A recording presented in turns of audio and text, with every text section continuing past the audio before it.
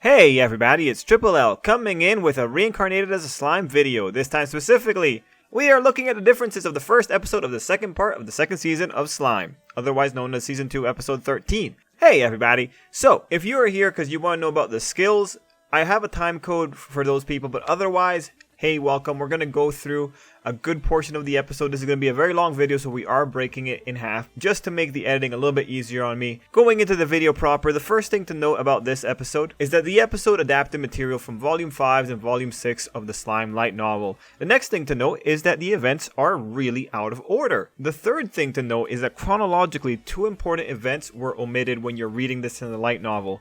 I can only imagine that they reshuffled those events elsewhere, so I won't talk about them here, but if they don't appear like say within 3 episodes of this current season, I'll cover them at a later date. Anyway, with that said, let's get into it. I'll give you the rundown based on the order that the scenes appeared when you were reading in the light novel. So, in this sense, when we're looking at the changes, the first scene that happens is actually Shion's cooking scene. Now here the changes are minor, things like omitted dialogue. For instance, he gazed back at me as glassy-eyed as a dead fish. I just couldn't do it. I've never had a setback in my life, but with her, I've hit a wall, the wall of my personal limits. Since childhood, I always assumed that nothing was impossible for me, but now I see just how shallow-minded that was. So in case you didn't pick up on it, it was Benimaru talking in reference to Shion and about her cooking. Now, one part of this line, you did see it in the anime, specifically the nothing was impossible for me. That line was maintained for the anime. So the next little things worth pointing out revolve around Shion and her new skill and what Rimuru specifically narrates about it. When the moment of evolution arrived, Shion wished deeply in her mind to become good at cooking. It would take a dumbass like her to wish for something like that as her gift. What was she even thinking? It was exasperating, but I suppose it was also supremely Shion-like of her. So this is one thing that unfortunately the Slime anime can't keep all the time, and that is just how aggressive Rimuru is when describing Shion, and specifically how dumb he thinks she is. But where the anime can't cover it in all its glory, the light novel comes in and gives us that little extra. Anyway, we continued getting more extra context from Rimuru about what Shion had in mind. Yeesh, what a sight. Earning a unique skill because she wanted to get better in the kitchen. How badly did she wish for that anyway? The skill that anything she made tastes exactly how she pictured it in her mind, no matter what kind of dish it was. No wonder it tasted like Shuna made it. That was exactly what she was aiming for. Shion's efforts, as always, were pointed in the completely wrong direction, and nothing could have been purer Shion than that.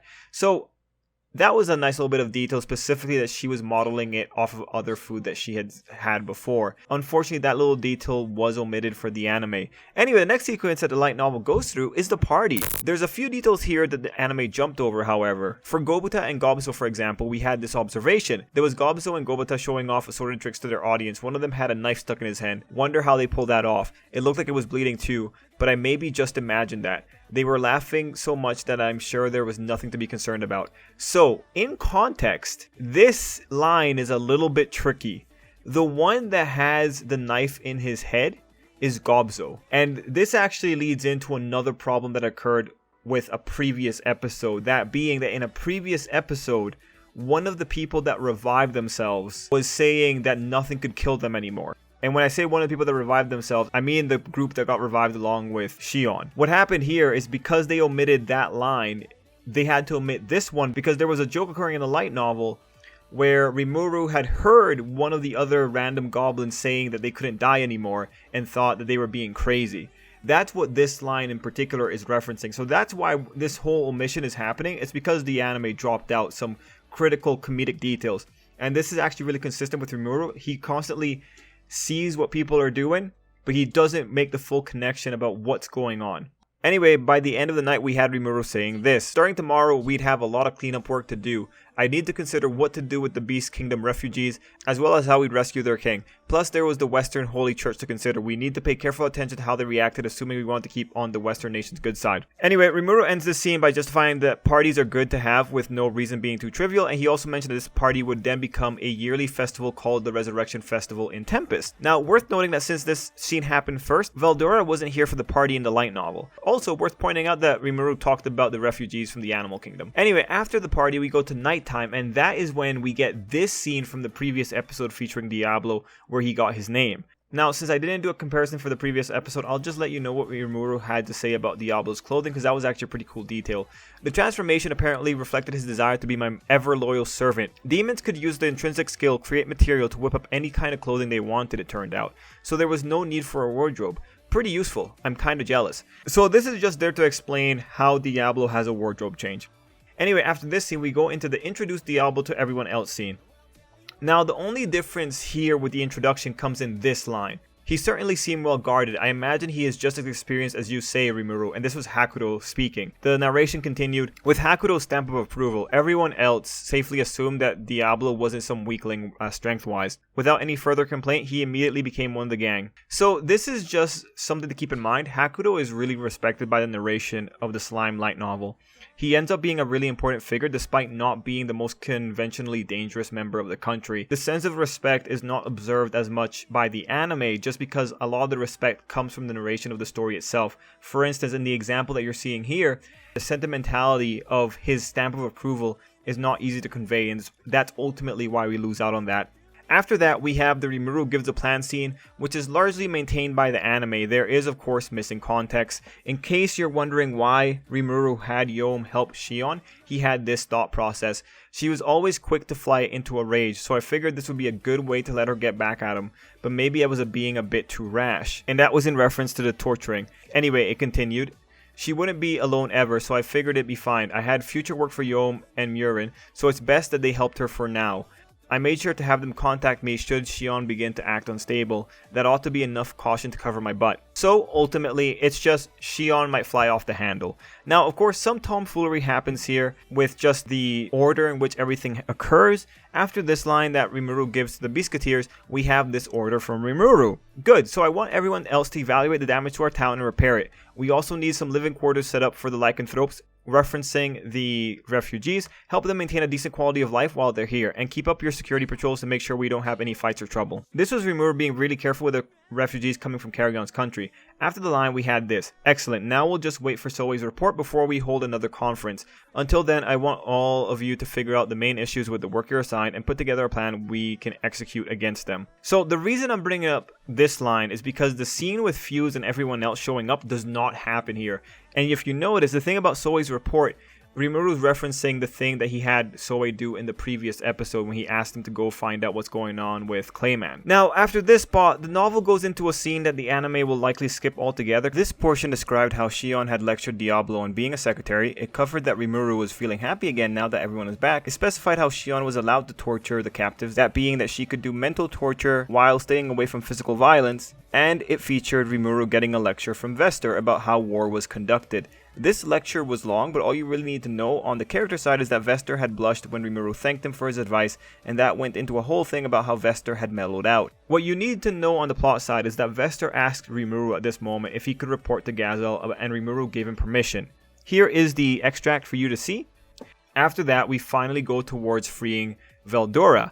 But before that, we have a rundown on Rimuru's ultimate skills, and we had a lot of a rundown. First, we had Raphael's the skill rundown. Rimuru had evolved into a demon lord and his skills had changed quite a bit as the result. Essentially, all those skills, spatial motion included, had been brought together under the same umbrella called Raphael Lord of Wisdom, making them all much easier to use.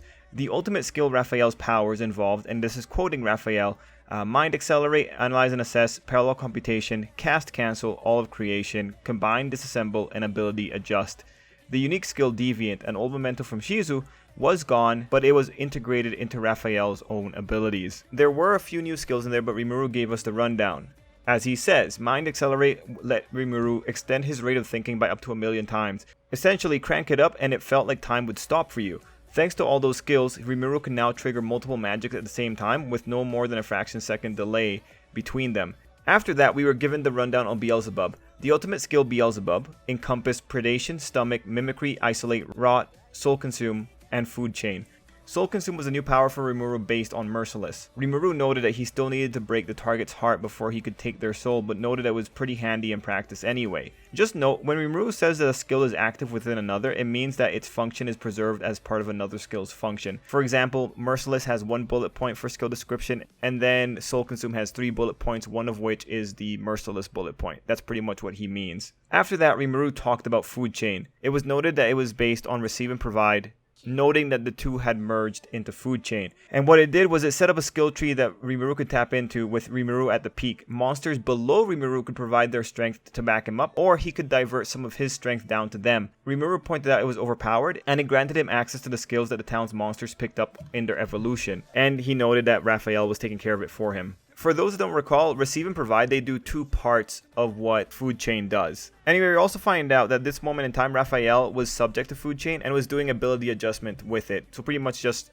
customizing it for best use. Anyway, after this, we finally enter Veldora's release. Rimuru had this to say about how badly this could have gone for him if he didn't have Beelzebub. The moment Rimuru began unlocking Veldora, a virtual tempest of magic particles swirled around in his stomach. If he hadn't involved Beelzebub, he wasn't sure that the stomach would have been able to take the strain, and he noted he felt a near overwhelming gale had burst out of nowhere. Now, in the anime, good feels just happened, but in the novel, Veldora and Rimuru covered a few topics. Here they were, Veldora talking about his unique skill, Investigator. Even my unique skill, Investigator, told me to expect another century or so. All I could do was send the information I gleaned from the inside to your sage, but the flow of data vastly accelerated itself out of nowhere, so I was wondering what was afoot. A skill evolving though? What happened there? He then mentioned that Rimuru was an awakened demon lord. I see, and you've become a demon lord in the span of under 2 years? An awakened demon lord is not some imposter pushover. Even I would have problems against such a foe. And then we had Rimuru's narration, where he went, by awakened, I assume he meant a true demon lord. When a potential seed goes through the harvest festival, that apparently awakens them. Not that it really matters to me at this point. Here, Veldora also covered Rimuru constantly draining him of magic whenever he was naming people like crazy. What Veldora pretty much says is that he noticed his magic energy being taken whenever Rimuru was going about naming people. And that happened because Rimuru lacked the energy to carry out his naming sprees, which ended in Rimuru just automatically taking energy from Veldora. Veldora notes also that it blew his performance analysis and he was afraid that it would extend his imprisonment.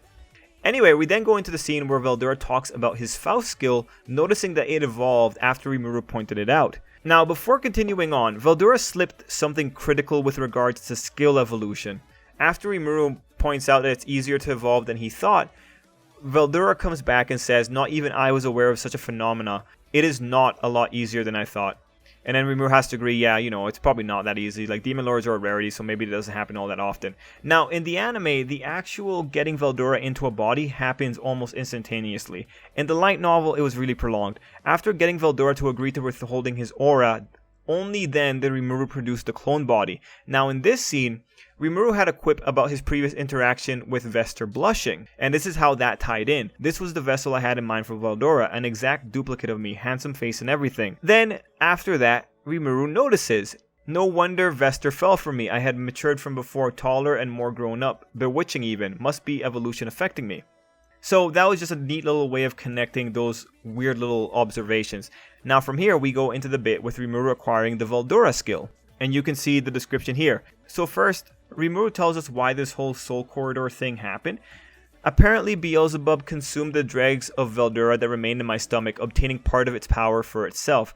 This firmed up the link between our souls, transforming it into this new power. Now get ready, this skill is pretty broken. The ultimate skill of Veldora consisted of Summon Storm Dragon, Restore Storm Dragon, and a family of storm-related magic. Summon Storm Dragon called forth Veldora in dragon form, the way I remembered him. He was a spiritual life form now, but once he was fully recovered, I should be able to summon him in that shape as well. I can summon only one dragon at a time. If I summon another, the first one disappears. Alright, so that's one. We then moved into Restore Storm Dragon. Restore Storm Dragon copies Veldora's memories into Rimuru's own mind. In other words, if Veldora died for some reason, Rimuru could replace him, or put it another way, the real Veldora would reside within Rimuru's soul. That was what allowed Rimuru to summon him whenever he wanted to. Now, after that, we have the Storm Magic. Storm Magic granted Rimuru access to Death Calling Wind, Dark Lightning, and Storm of Destruction. They were all described to be incredibly powerful spells and not at all the sort you'd find in a grimoire down at the local library. So pretty much like super secret magic. Anyway, Rimuru goes on to say that the storm magic rounds out the set, and he summed it up by saying that Veldora was essentially using Rimuru as a backup. Rimuru himself didn't mind because it pretty much gave Rimuru access to Veldora's skills. Anyway, Veldora then told us what he understood of the skills. As he says, all my memories and experiences are gathered in your mind, regardless of where we are in time and space. As long as you do not cease to exist, I am immortal. If I am subjected to unlimited imprisonment, you can simply resummon me to spring me out. I was once nearly invincible, but now I see I've been granted eternal life as well. So, that's pretty big. Good on Veldora. No wonder he feels so strong. Yes, those are pretty game-breaking. Like, this guy is essentially similar to Shion's situation. The Soul Corridor was really critical to Veldora's transformation, way more critical than the anime made it seem. As Rimuru says, with the Soul Corridor connection, changes began to occur within Veldora. With his heart linked up to my soul, he had lost all his vulnerabilities. In a single moment, both his astral and spiritual bodies were regenerated, giving him new life in his original complete form. It implies that it's only because of the Soul Corridor that Veldora got to change his form. Rimuru also had this really funny comment about Veldora's looks. It was kind of like if you took my external form and made it deliberately manlier.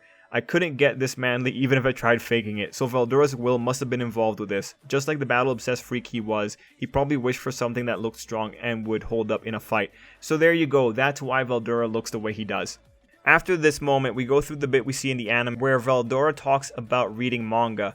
Rimuru during the scene also makes a quip at Veldora for spending time analyzing his memories instead of trying to analyze his prison. The reason he made the quip is because of earlier when Veldora was complaining about the whole magic particles being used up and it was impacting his analysis. He was using it on the manga, therefore slowing things down, and that's why Rimuru was calling him out.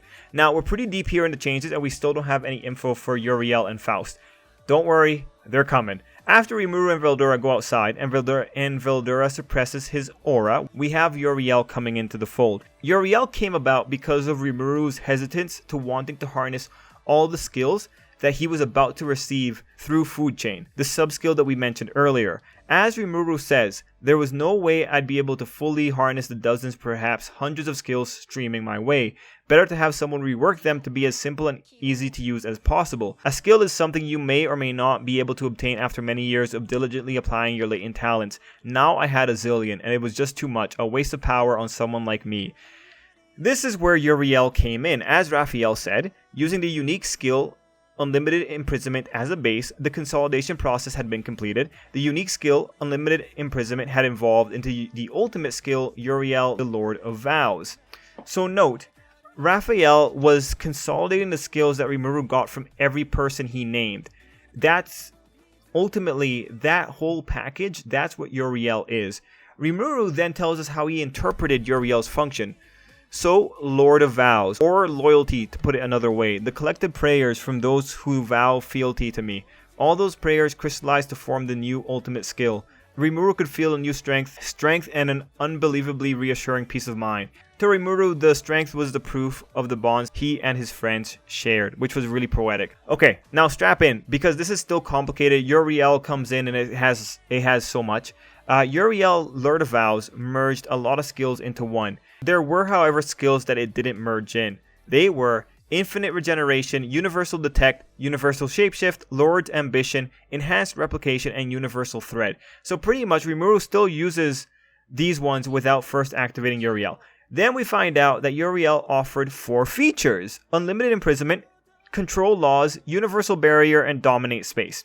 Now, if you don't know what those were, don't worry, Raphael had us covered. Unlimited Imprisonment entombs the target in a complex number of spatial dimensions. Pretty much, if Rimuru locks someone up, they're going to have a really hard time getting out of there. Universal Barrier provides absolute defense with a multi-layer barrier and the severing of space between both sides. In other words, Rimuru's hacking. He has a really high level barrier. Next up, Control Laws. Black Fire and Thunder, magic control, control of heat quantities and inertia, the ability to freely store and remove heat from the stomach. Now, this one, it's going to require a little bit more, but when you look at it, when you see inertia and heat quantities, that's pretty much telling you, okay, it's controlling the laws of physics and thermodynamics. Gotcha.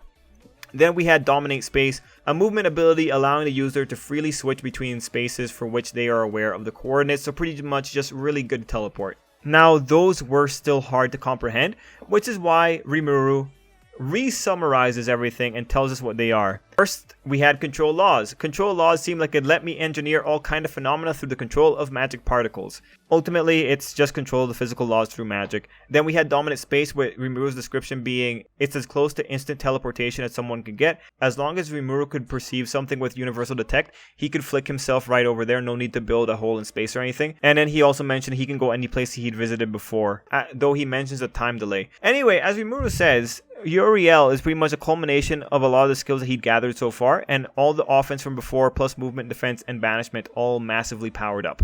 Okay, now that Rimuru is sorted, we had Veldora, and Veldora figured out Faust while he was trying to suppress his aura. Rimuru during this moment points out Veldora is smarter than him, and this makes sense. If you notice, Faust came out from the skill Investigator, and Veldora points out that he is searching for truth. Ultimately, this is really clear in the light novel that Veldora is smarter than Rimuru, but the anime unfortunately takes away the critical lines that would tell a viewer this. Anyway, here Rimuru gives us a rundown on Faust. The Faust thing was pretty amazing too. It encompassed 5 skills: Mind, Accelerate, Analyze, and Assess, All of Creation, Control Probability, and Investigate Truth. And again, Investigate Truth is the thing that indicates that Veldora has more to him. Anyway, Rimuru goes on to say that if he was to explain how it worked, he'd be stumped. He also mentioned a couple of those skills he'd never heard of before. And then he mentioned that Food Chain wasn't in the cards for Veldora. Now, the reason he's bringing that up is because Veldora is not below him in the food chain. Veldora had his own name from early on, so he's not part of Rimuru's genealogy. Anyway, a few of those skills were indeed familiar. You had Mind, Accelerate, Analyze, and Assess, and you also had All of Creation. For the others, you can guess at them by the name. For example, Control Probability is most likely a luck manipulation skill. Anyway, after this, we go into the Veldora Arrive scene, and this too is extremely different. But this video is already super long, and I want to get it out in a reasonable time, like I said at the beginning of the video. For now, you have the skills. This is the information that we had for this portion of the episode. I hope that was able to clarify some things for you. Anyway, if you're interested in more differences, stay tuned. I will be putting up the second half of changes for this episode of Slime as soon as I compile them. Anyway, everyone, thank you so much for watching. Until next time, I hope you have an absolutely great day.